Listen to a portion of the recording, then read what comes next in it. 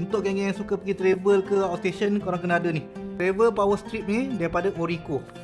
Sizing dia compact, so mudah sikit. Tak adalah korang bawa extension yang jenis panjang-panjang tu kan. Sizing besar, sizing dia compact, sebesar tapak tangan aku saja. Dekat sini tepi ni tempat gulungan wire dia lah. Bila korang kemas pun cantik dia ada bagi dia punya rubber ni, getah ni. Yang ni pun boleh jadikan tempat gantung. Nak guna just bukakan saja.